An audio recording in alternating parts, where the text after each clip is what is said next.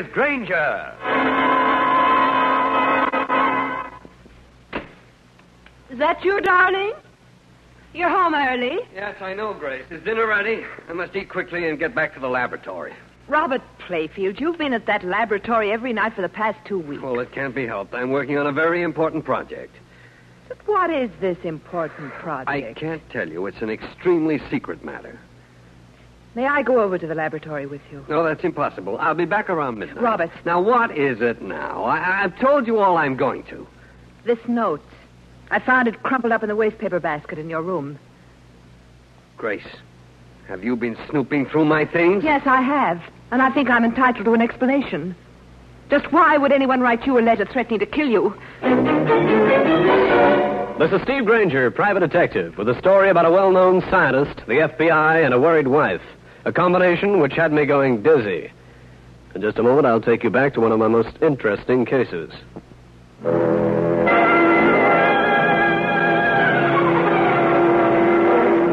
This is Grainger. It was late afternoon when a woman walked into my office and identified herself as Mrs. Robert Playfield.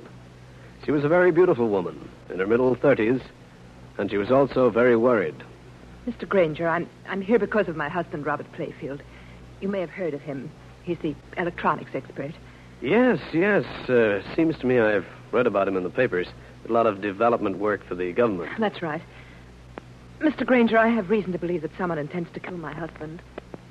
A friend of mine recommended you as a capable man.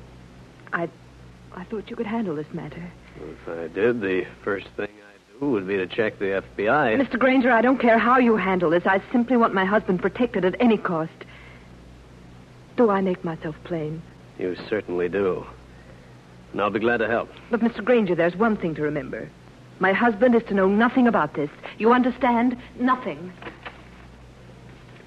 As soon as Mrs. Playfield left, I picked up the phone and called a contact of mine at the FBI. This is Steve Grainger.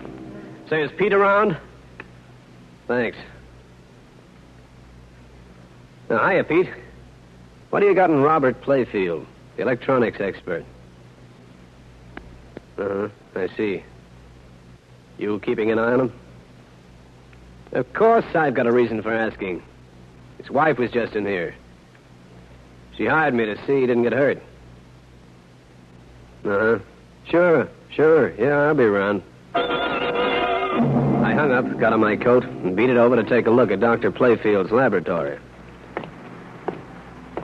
His research spot was on the Lower West Side, located on an inconspicuous side street. It was as gloomy as the morgue, even at this hour of the day. The street was deserted, except for a derelict who moved up to me. Hey, mister. What do you want? Can you spare 2 bits for something to eat? 2 bits? What are you doing in this neighborhood? Looks like pretty poor pickings for a handout. I just happen to be here, that's all. Here. 2 bits. Thanks, mister. You're a real pal. I watched him shuffle off. He might have been a derelict, but I had a glimpse of sharp brown eyes peering at me from a decrepit old hat. I decided to check further on him. Hey, you! Wait. What you want? Come back here. What's the matter? Okay, pal, get this. I'm a licensed private eye. Turn out your pockets. Want to find out who you are? I ain't done nothing, mister. Turn out those pockets or I'll do it for you. Sure, mister. Just a second. Haven't got a gun, at least. Me, I wouldn't know what to do with a gun. Come on, get going with the pockets. Oh, here, mister. Half a loaf of bread. I got some sausage, too. Got a wallet? Wallet? What would I do with a wallet? All I got is this, though, 60 cents. What's your name? Bill Walker. Where do you live? The Senator Hotel in the Bowery. Okay, let's go. Where? Never mind the questions. Let's go. I held on tight to the guy and called the FBI. Told him I'd found a character behaving suspiciously, hanging around Playfield's laboratory. Then I waited till they showed up and took the derelict off for questioning. I went back to patrolling the street where Dr. Playfield had his laboratory, to the point where my toes began to resemble frosted eclairs. Then I had an idea for a man to relieve me, a taxicab driver pal of mine named Frankie Smith. I used him occasionally on stakeouts of this kind. I got the hacky down to the corner of 11th Avenue and 12th Street, told him what I wanted. After which I went uptown to my office and draped my lower extremities over a radiator. 3 hours went by. Then the door opened. Hey, what are you doing up here, Frankie? I told you to keep an eye on Dr. Playfield. Grainger, you're looking at what I term an abject failure. What happened? Well, like you tell me to, I watch Playfield's laboratory. I park my hack on the corner, and when things get chilly, I climb inside, toast my toast. Never mind the build-up. What happened? Well, I'm sitting in the car, like I said. All of a sudden, this man Playfield walks out his front door. He beats it down the street towards me. Well, I'm lost. If I follow him, I have to leave my cab. So you followed him in the cab? No, because when he gets to my corner, he motions me over. Now, this looks good to me, so I accept his call. He tells me 55th Street and 6th Avenue. Frankie, cut the verbosity. How did you lose Dr. Playfield? Simple. He climbs out of 55th and 6th Avenue. I run the cab into a hack stand and take out after him. I stayed glued to him, the kind of friend. Yeah, go on. Only I become unstuck. He walks into a drugstore through the only door. I wait outside. He comes charging out like a cat with a turpentine tail and brushes me off my feet. So by the time I recover, he is but gone. Well, that's just great. As a watchdog, you're about as useful as a 4-week-old kitten. Out.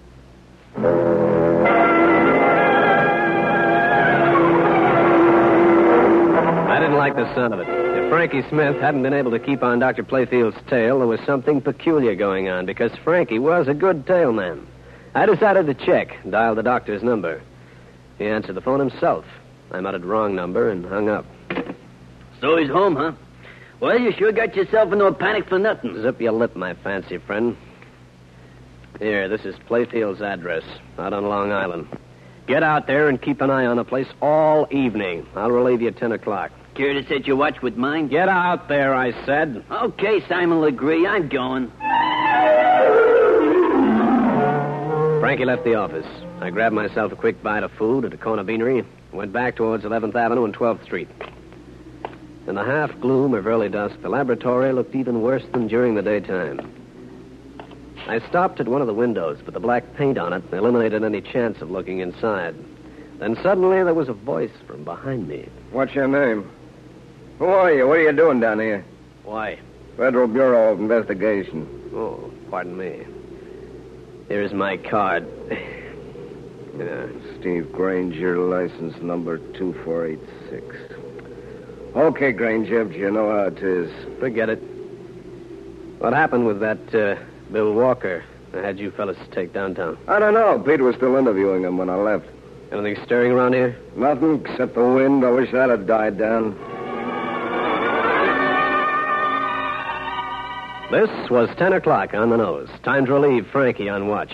I'd got a cab ride out to the Playfield place.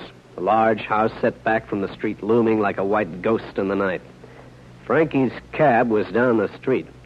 It had been snowing, and there was a kind of hushed quiet about the place.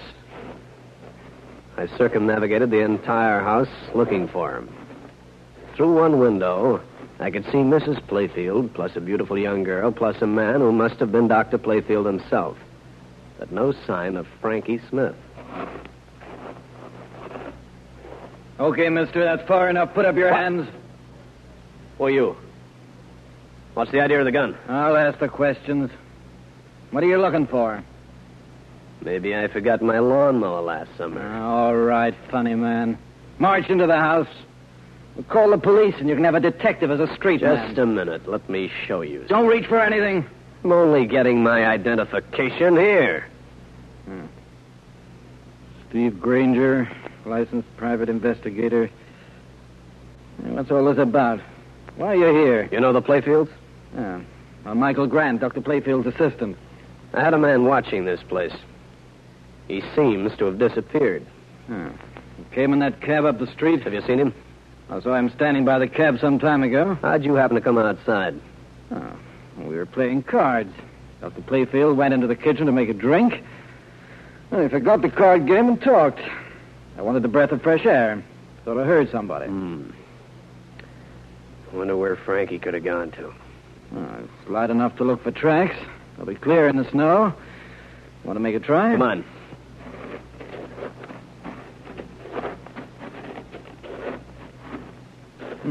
Here are some that don't belong to us. Yeah. Yeah, they lead over that way.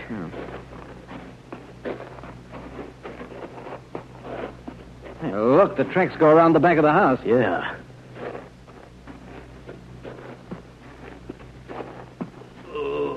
See, did you hear that? Yeah, I hear. If it's what I think it is, then somebody's going to have to pay for it. And plenty. That groan sounding on the winter night gave me one chill feeling. If anything had happened to Frankie Smith, there was going to be a mighty big blow-up. And I was feeling like just the boy to press the switch. In just a minute, I'll bring you the climax of the case.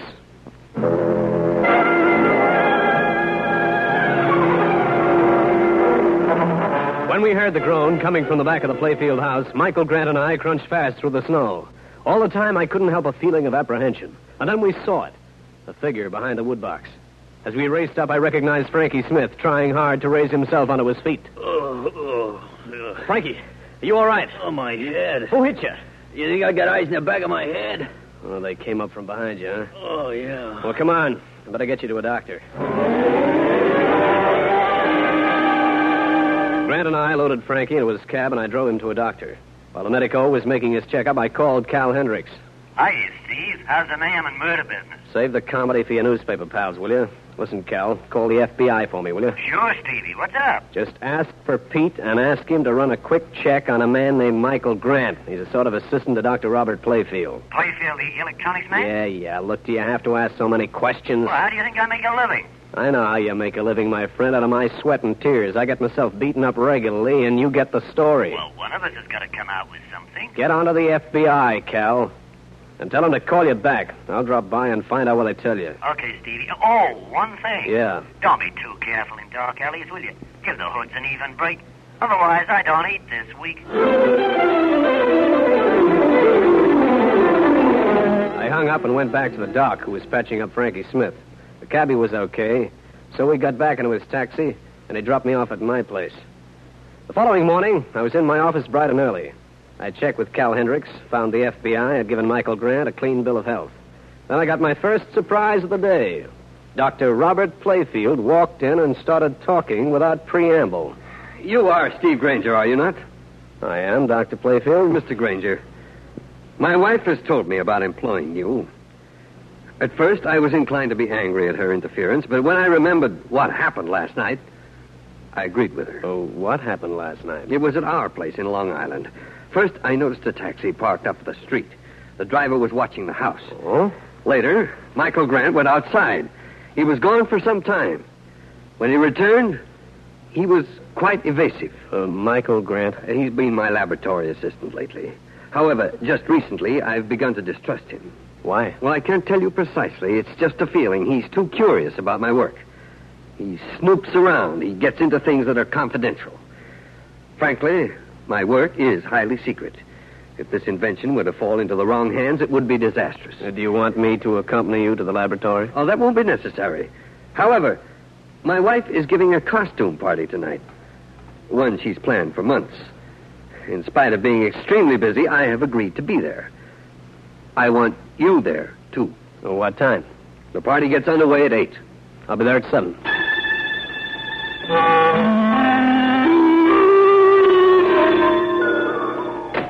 Hiya, Grainger. What'd you phone me for? Go to a party, Frankie, my boy. Party. It's right down my alley. It's at Dr. Playfield's house. Uh-oh. I better wear an iron skull cap. You're going as a clown. Here's your costume. A clown? Hey, now. Don't get huffy. I'm going as one, too. And hurry up. We haven't got much time. Hey, I don't get this business about both of us wearing the same costume. Hey, do I have to wear the mask that goes with it? You certainly do. There might be a time during the evening when I'd like to have somebody think you were me. Uh-oh. I just know I'm going to get it in the head again.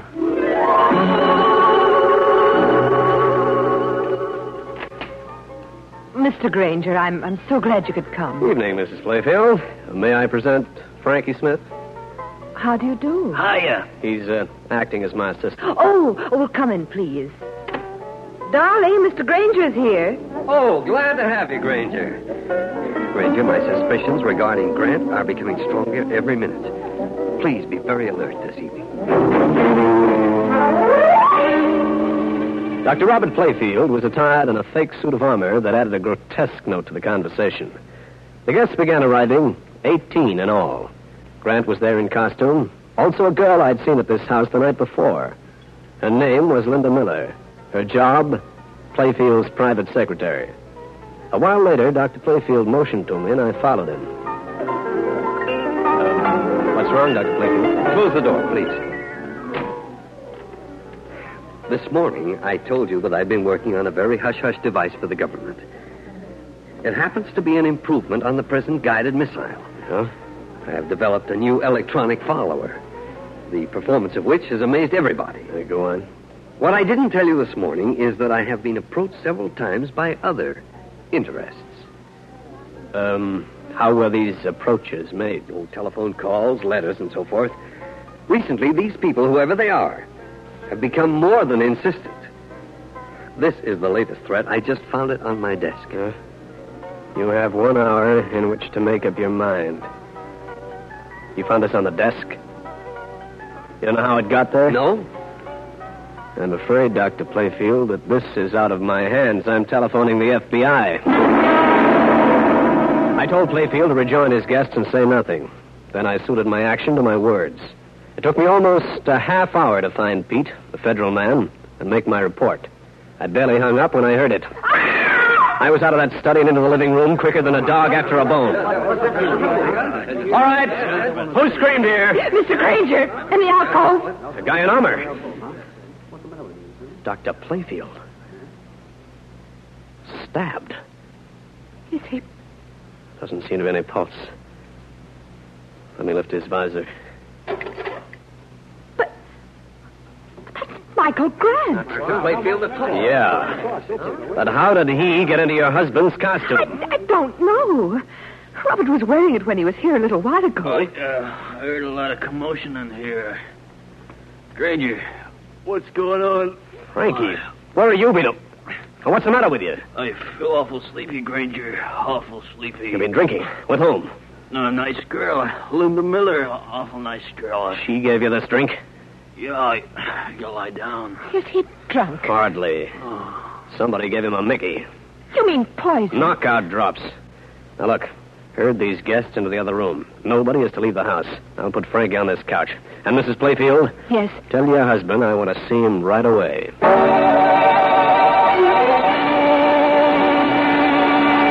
Mrs. Playfield did as I asked. I hoisted the unconscious Frankie Smith onto a couch. This room, like most of the others, had a telephone. I called the local police first, the FBI second. I just hung up when I saw a figure outside the house holding up a tree. I slipped out the back door. All right, put up your hands. Now, listen here, fella. Stand still. Well, if it isn't Bill Walker. Recently of the Bowery. You've got me wrong. Oh, no, I haven't. You're wearing a better suit of clothes and a nicer overcoat. But those eyes, I couldn't miss. You're wrong. No, I'm not. And just to play it safe, walk into that garage. I gotta tie you up for safekeeping until the law shows up. You're not doing anything of the kind. Well, think not.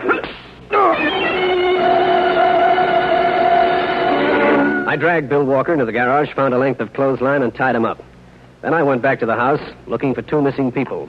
Linda Miller, the doctor's secretary, and Robert Playfield himself. Grainger. Well, Dr. Playfield, where have you been? I went downstairs for a few more bottles. Grace just told me about poor Michael. This is terrible. Whoever killed him must have thought he was me. How'd you happen to change costumes? Well, we were going to play a little joke on Grace, my wife. How about a drink? I could use one. So could I. But first, where's your secretary, Linda Miller? In the room with the other people. Know where she was when the knifing took place? In the cellar with me. I see. Let's go into my study right here. Do you have any suspicions about who did the killing? Not at the moment. Here. Take this drink. I'll be right back. I want to see how Grace is feeling. I took a swig of the drink Playfield handed me as he left the room, but didn't swallow it. I got rid of it in a flower pot, wincing a bit as I tasted the drug in it. Then I decided to play along, see what went on. That's Mr. Grainger. Is he one of them, too? Yes, he is, Linda. I found out that he and that Frankie Smith are after my invention.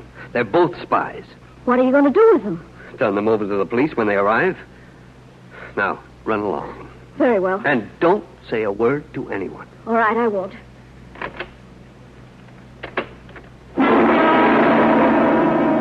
I lay in a semi-recumbent position, pretending to be unconscious.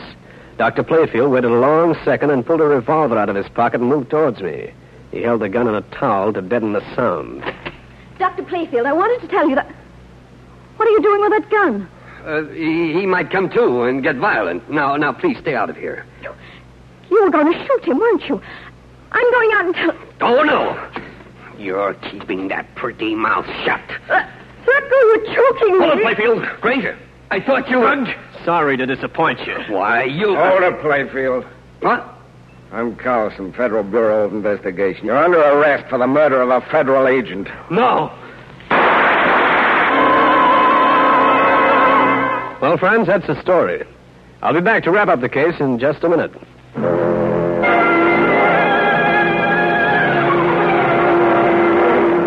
man in the doorway was the same one who'd been guarding Robert Playfield's laboratory in downtown New York. His bullet took the doctor through the shoulder.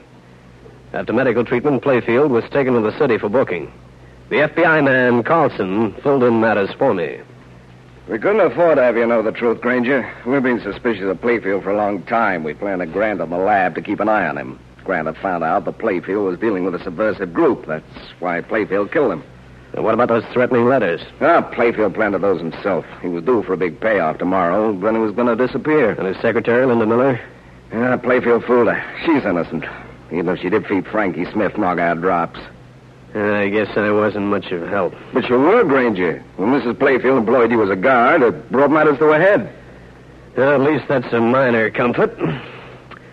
I imagine it was Playfield who slugged Frankie the night before. It must have been. Well, that ends that. Well, there's only one more thing. What? One of our undercover men was assigned to watch this house. He's disappeared. Say, would he be the guy I spotted in front of Playfield's lab? The guy whose name should be Bill Walker? Yeah, why? I discovered him on the prowl outside. I thought he was one of the spy ring. When he got tough, I slugged him, dragged him into the garage, and tied him up. Walker? Oh, brother, is that funny? Look, I'll see you later. Well, what's your hurry? I just don't want to be around when you untie him. Steve Grainger again. You just heard one of the most interesting cases in my files. I'll have another one for you. So be around next time.